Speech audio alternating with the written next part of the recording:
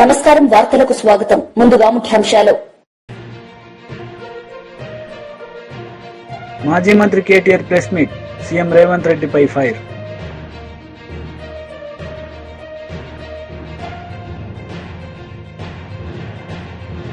TDP మహిళా leader పచ్చుమర్తి Anuradha press meet మాజీ CM Jagan పై fire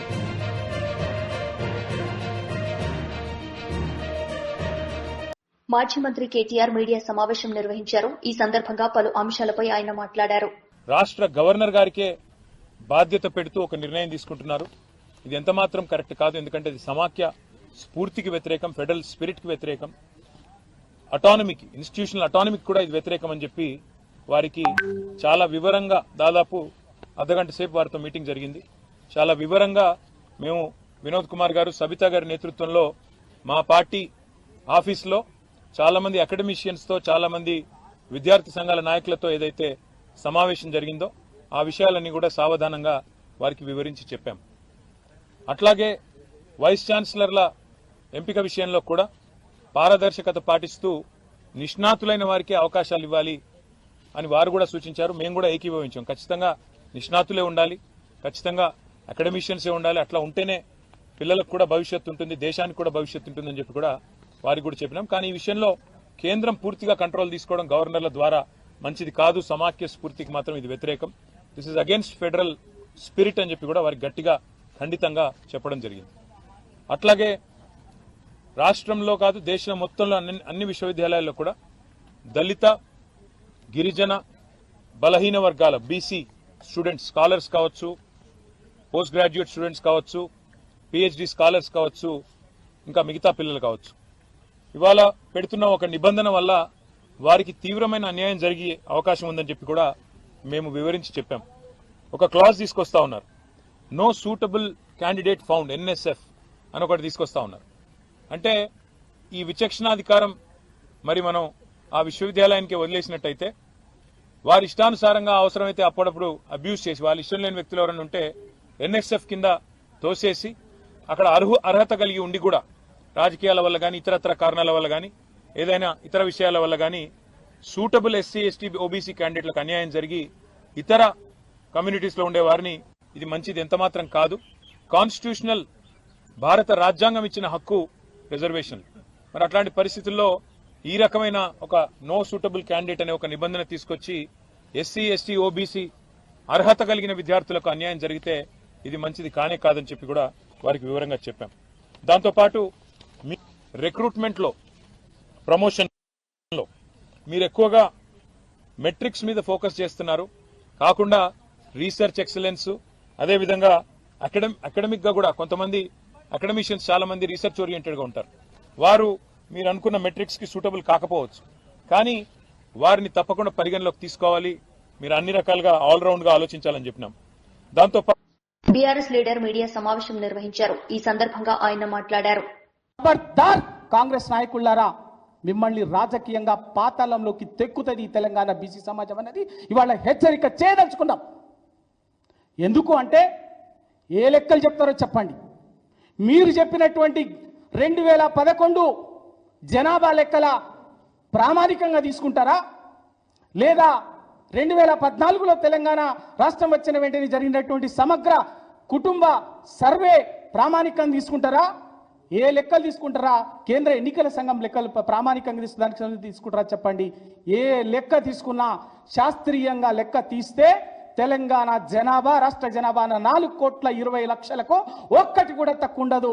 మా అంచనా ప్రకారంగా మేము సేకరించినటువంటి లెక్కల ప్రకారంగానే ప్రభుత్వానికి సంబంధించిన అనేక సంస్థలు, ఎలక్షన్ కమిషన్ ఆఫ్ ఇండియా, ప్రభుత్వ విద్యాశాఖ, శిశు సంక్షేమ శాఖ, ఆరోగ్య శాఖ, వీటన్నిటి గణాంకాల ఆధారంగా మేము చెప్తున్నటువంటి మాకు అంచనాకు వచ్చిందంటే తెలంగాణ జనాభా ఎటువంటి పరిస్థితుల్లో కూడా 4,30,00,000కు పైగానే ఉంటుందే తప్ప తక్కువ ఉండే అవకాశం లేదు. ఎందుకంటే మొన్న ప్రకటించినటువంటి ఎలక్షన్ కమిషన్ ఆఫ్ ఇండియా ప్రకటించినటువంటి ఎన్నికల కమిషన్ ప్రకటించినటువంటి దాంట్లోనే తెలంగాణ రాష్ట్ర ఓటర్లు ఎంత అంటే 3,35,00,000. అది 18 సంవత్సరాల వయసుకు పైబడినటువంటి వాళ్ళు.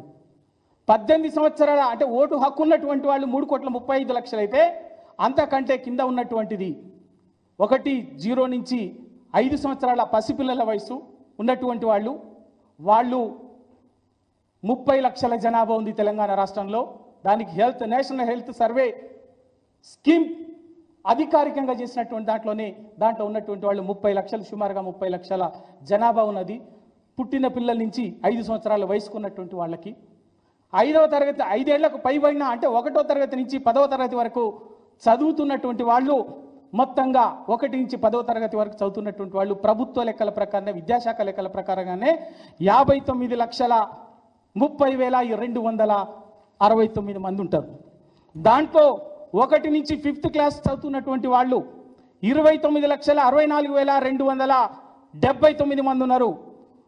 6th 7th class upper primary school 18,28,565 ఉన్నారు.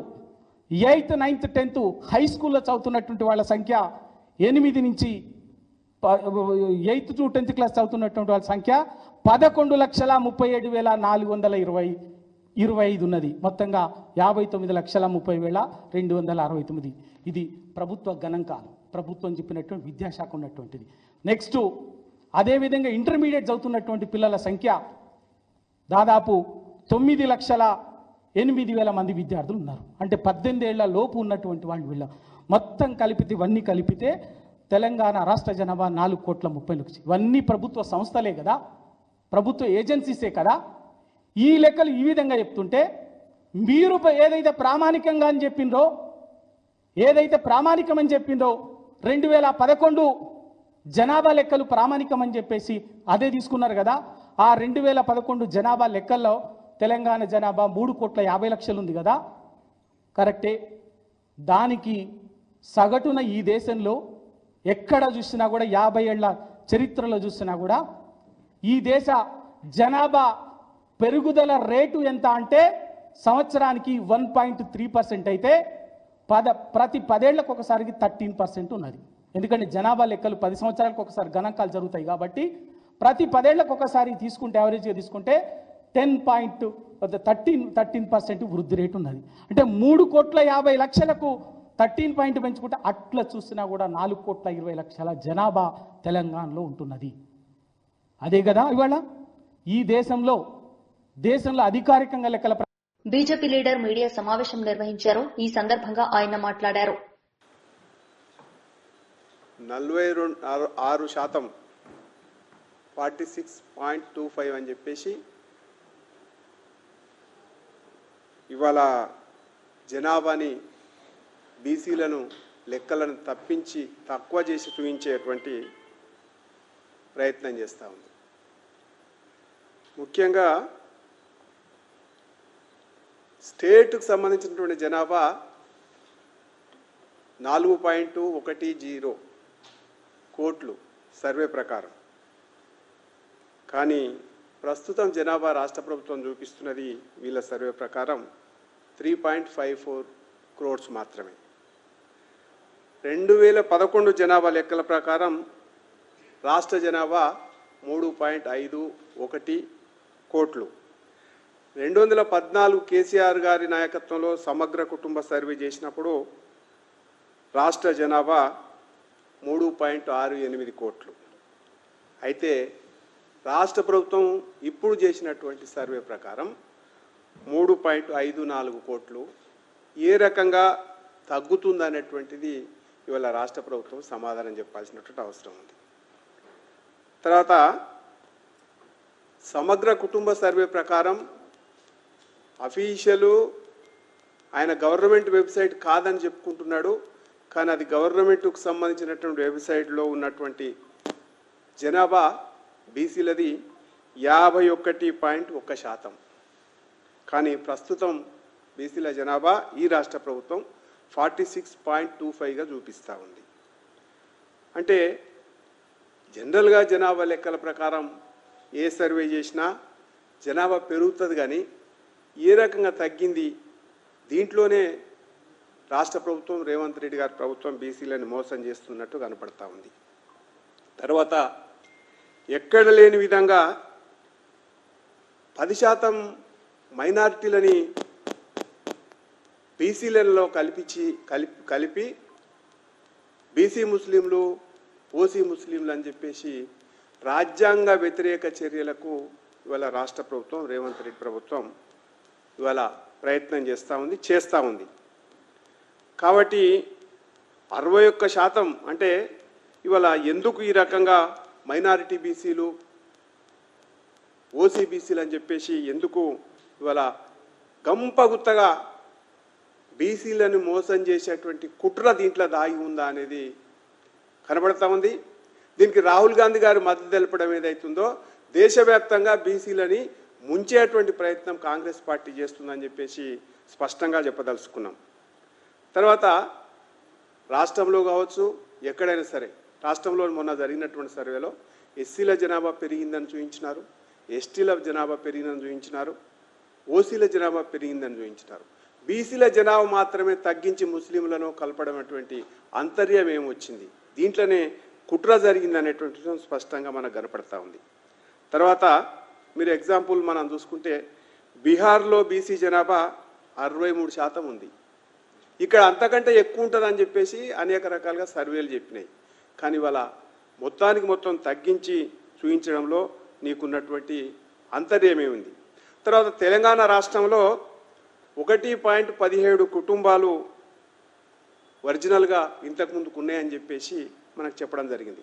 కానీ ఇప్పుడు మాత్రం ఈ సర్వేలో 1.12 కోట్ల కుటుంబాలు మాత్రమే ఉన్నాయని చెప్పేసి ఈ సర్వేలో చెప్పడం జరిగింది.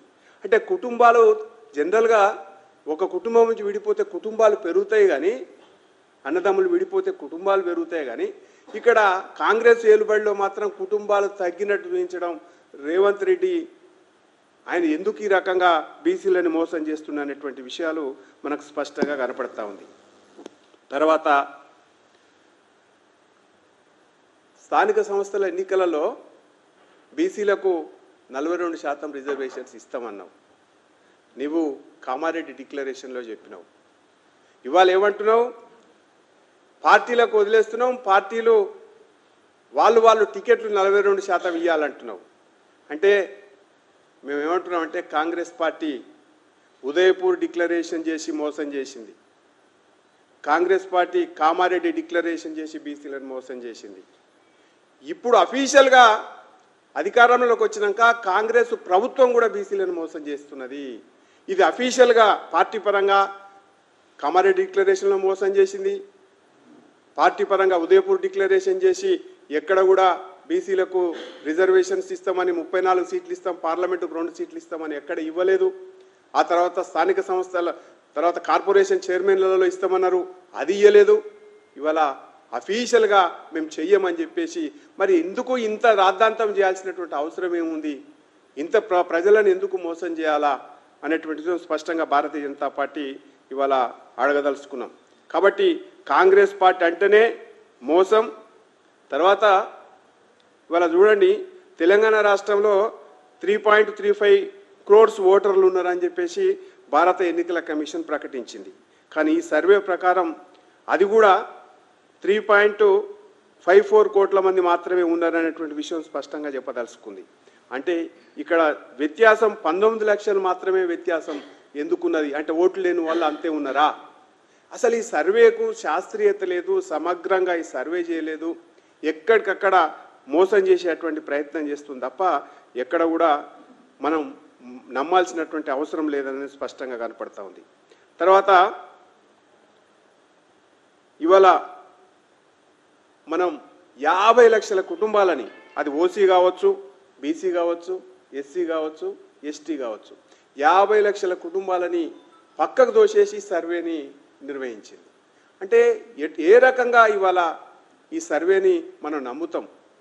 కాబట్టి అన్నీ కూడా డొల్లవతనం చేసి రేవంత్ రెడ్డి గారు ఇవాళ అన్ని వర్గాలని మోసం చేస్తూ ఉన్నాడు. ఇవాళ ముస్లిం జనాభాని బీసీలలో కలిపి ఇంతకుముందుకు బీసీ ఈ కోటాలో 4% రిజర్వేషన్ పెట్టి మైనారిటీ రిజర్వేషన్ పెడితే కోట్లలో ఇవాళ మగ్గుతూ ఉంది.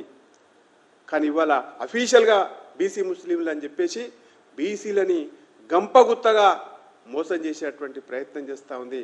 కాబట్టి ఈ శాస్త్రీయత లేదు, దీన్ని నమ్మాల్సినటువంటి అవసరం లేదు. ప్రభుత్వం కనుక చిత్తశుద్ధి ఉంటే రేపు 42% రిజర్వేషన్ నువ్వు ఇస్తానన్నావు, నువ్వు చట్టబద్ధత ఏ రకంగా కల్పిస్తావో ప్రజలకు చెప్పాలని చెప్పేసి భారతీయ జనతా పార్టీగా డిమాండ్ చేస్తా ఉన్నాం.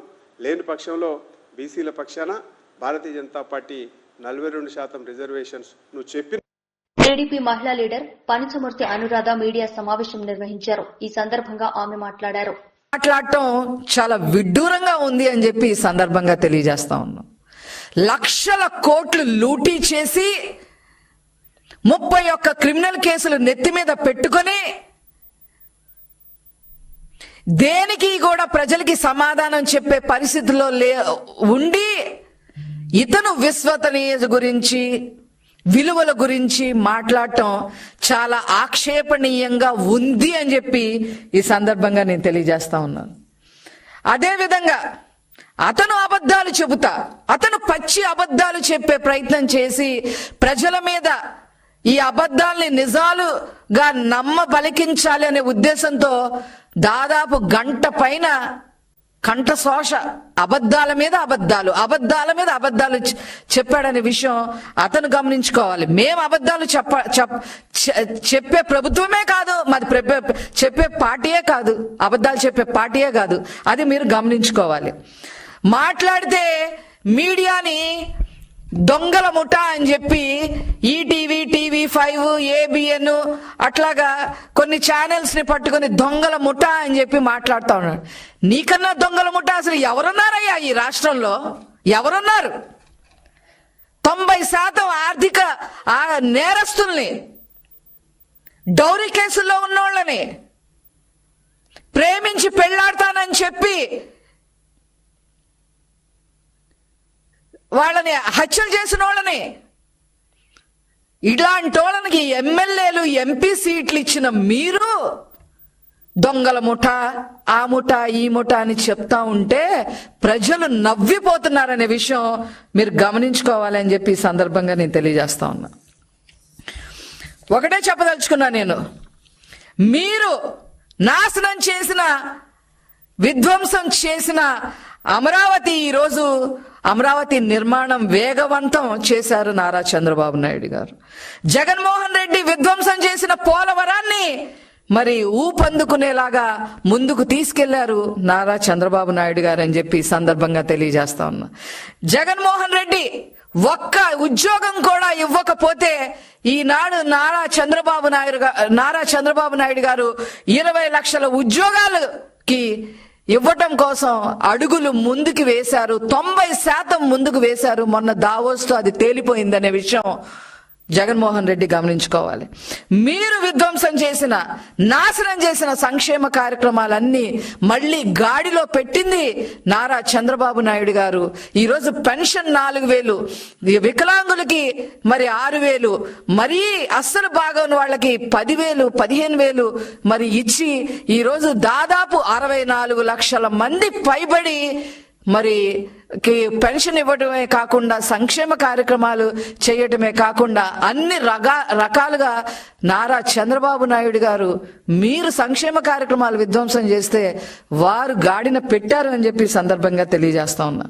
అదేవిధంగా లా అండ్ ఆర్డర్ లేని చట్టాలను తీసుకొచ్చి, దిశా చట్టం అని అదని ఇదని తీసుకొచ్చి యువత 30,000 మంది ఆడపిల్లలు ఏమైపోయారో కూడా తెలియని పరిస్థితుల్లో మీరు ఈ రాష్ట్రాన్ని జగన్మోహన్ రెడ్డి నాశనం చేస్తే అవన్నీ గాడిలో పెట్టడమే కాకుండా ముఖ్యంగా యువతని ముందుకు నడిపించేదానికి మంచిగా డ్రగ్స్ పైన కూడా ఉక్కు పాదం మోపారు అనే విషయాన్ని మీరు గమనించుకోవాలని చెప్పి సందర్భంగా తెలియజేస్తున్నా. అదేవిధంగా విద్యారంగం సర్వనాశనం చేశారు. విద్యారంగం జగన్మోహన్ రెడ్డి గారు విధ్వంసం చేశారు విద్యారంగాన్ని.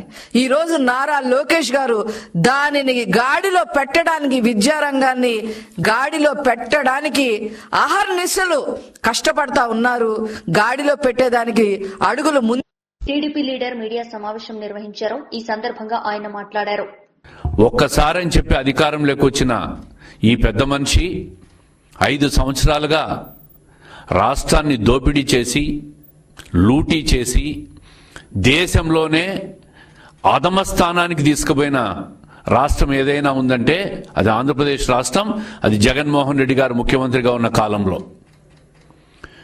29వ రాష్ట్రానికి తీసుకుపోయినాడు, అధమ స్థానానికి తీసుకుపోయినాడు ఈయన. 2014 నుంచి 19 కాలంలో రాష్ట్రం విడిపోయిన తర్వాత కష్టాల్లో ఉన్న రాష్ట్రాన్ని ఒక రాజధాని నిర్మించాలా, ఒక పోలవరం ప్రాజెక్టు పూర్తి చేయాలనే తలంపుతో మన ప్రస్తుత ముఖ్యమంత్రి చంద్రబాబు నాయుడు గారు ఆ రోజు అష్ట కష్టాలు పడి పోలవరం ప్రాజెక్టును 72% పూర్తి చేస్తే రాజధానిని ఒక అద్భుతంగా నిర్మించాలని చెప్పి 33,000 ఎకరాలు రైతులను ఒప్పించి ప్రభుత్వం మీద భారం పడకుండా ల్యాండ్ పూలింగ్ విధానాన్ని ప్రవేశపెట్టి రాజధాని నిర్మాణం చేస్తే, అదేవిధంగా పెండింగ్లో ఉన్న రాయలసీమలో ప్రాజెక్టులన్నీ పూర్తి చేయాలని తలంపుతో ప్రారంభిస్తే ఈయన 2019లో అధికారం లేకొచ్చి 3 రాజధానుల పేరుతో రాజధానిని నాశనం చేశాడు, పోలవరం ప్రాజెక్టు నిర్మాణాన్ని నాశనం చేశాడు, రాయలసీమ పెండింగ్ ప్రాజెక్టులు ఒకటి పూర్తి చేయలే, సొంత జిల్లా కడపలో కూడా ఒక్క ప్రాజెక్టు కూడా ఆయన ప్రారంభించిన ప్రాజెక్టులు ఒకటి కూడా పూర్తి చేయలేని పరిస్థితి.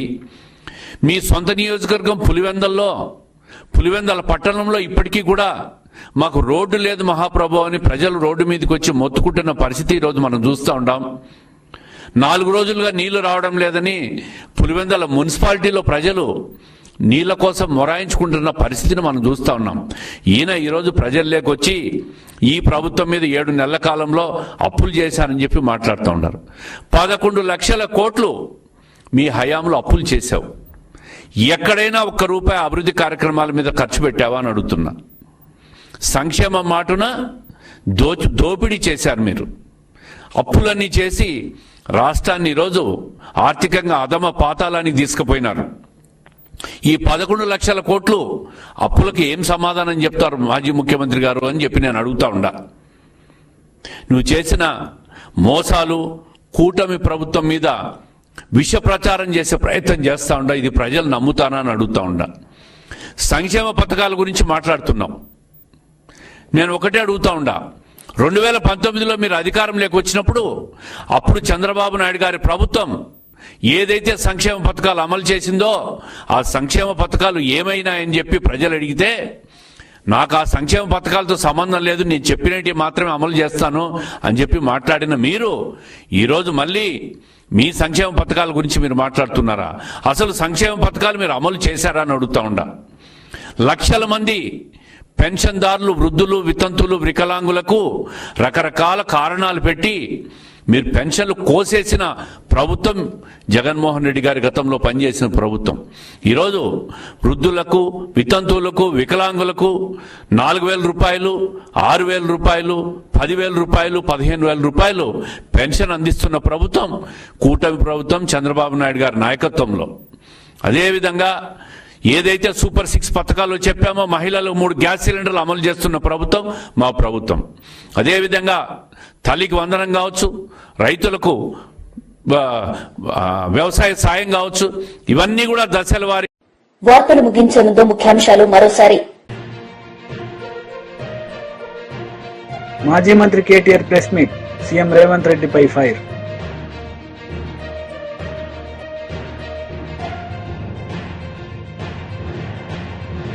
టీడీపీ మహిళా లీడర్ పచ్చుమర్తి అనురాధ ప్రెస్ మీట్, మాజీ సీఎం జగన్ పై ఫైర్.